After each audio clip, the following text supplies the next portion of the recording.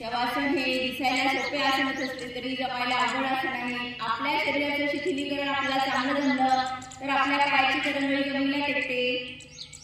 एकला मान सरळ आहे, दोनला दोन्ही हात शरीराच्या जवळ, दोन, तीनला दोन्ही मिळून बसायचं आहे।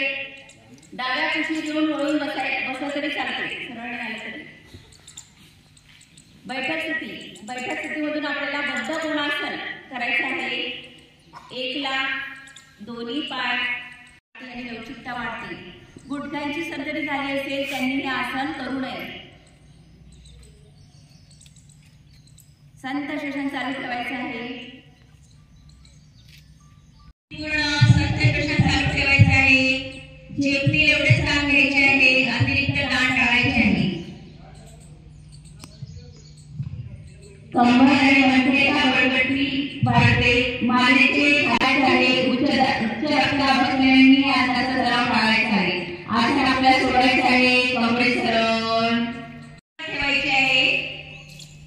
तीनला दोन्ही कोपरे जोडून घ्यायचे आणि गोलाकार हालचाल करायची आहे। क्लॉकवाईज 3 वेळा, अँटी क्लॉकवाईज 3 वेळा। संथ आणि सावकाश हालचाली करायची आहे।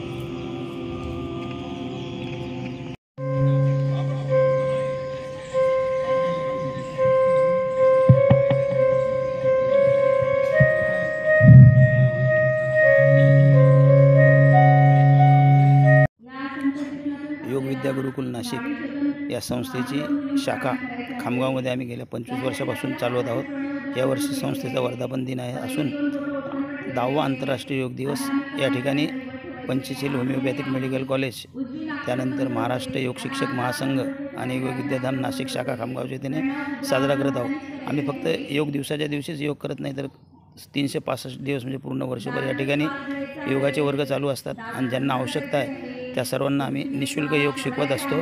त्याचबरोबर योगाचे जे काही मान्यताप्राप्त सर्टिफाईड अभ्यासक्रम आहे ते सुद्धा या ठिकाणी शिकवले जातात आणि याच्या माध्यमातून लोकांना फायदासुद्धा आहे, त्यांचं शरीर स्वास्थ्य चांगलं राहतं, त्याचबरोबर विद्यार्थ्यांसाठी फायदेशीर आहे।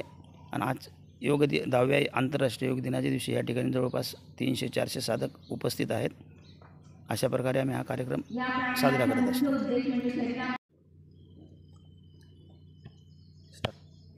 योग विद्याधाम नाशिक शाखा खामगावच्या वतीने आज या ठिकाणी 10वा आंतरराष्ट्रीय योग दिन साजरा करण्यात आला। या ठिकाणी खामगाव शहरातील सर्व मान्यवर, प्रतिष्ठित विद्यार्थी, योग शिक्षक या सर्वांना आमंत्रित करण्यात आलं आणि सर्वांच्या साक्षीने या ठिकाणी योग वर्ग केंद्र सरकारच्या प्रोटोकॉलनुसार या ठिकाणी करून घेण्यात आला। सर्वांना योगाचं महत्त्व सांगण्यात आलं, योगाची आवड निर्माण व्हावी म्हणून सांगण्यात आलं। प्रामुख्याने महिलांना सुद्धा या ठिकाणी सहभागी करून घेऊन एका महिला जर घरात योग करायला लागली तर पूर्ण घर योग करायला लागेल या संकल्पनेनुसार सर्व ठिकाणी या योगाचा प्रचार आणि प्रसार करण्यासाठी आजचा हा आंतरराष्ट्रीय योग दिन श्री योग विद्याधाम नाशिक शाखा खामगावच्या वतीने आज या ठिकाणी साजरा करण्यात आला।